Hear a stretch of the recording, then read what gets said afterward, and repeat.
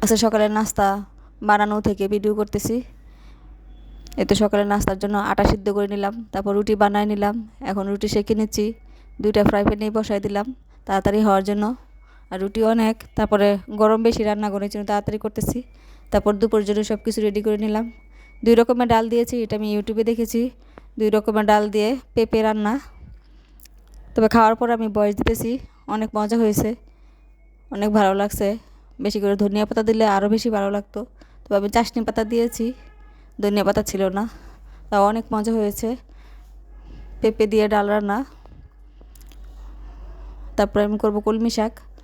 কলমি শাক বসাই দিলাম পাশের চুলায়।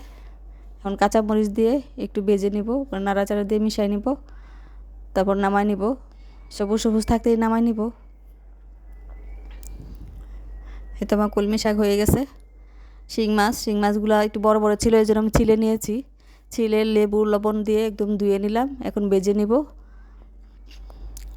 শিং মাছ ছিলানোর উপরে ভাজলে একটু শক্ত হয়ে যায়, তারপর একটু পানি দিয়ে আবার সিদ্ধ করে নিলেই হয়। এতো আমি মাছ বোনা করব, শিং মাছ।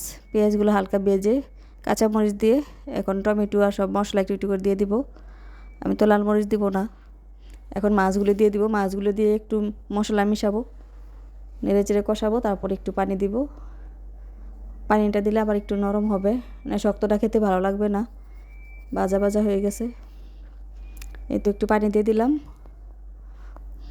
আবার একটু ঢেকে রাখবো। তারপর একটু জিরা দিব। জিরাটা আমি অফ ক্যামেরা দিয়েছি, দেখাইতে মনে নাই। এই তো আমার দুপুরে রান্না হয়ে গেছে, প্লেটে উঠাই নিয়েছি মাছ বোনা।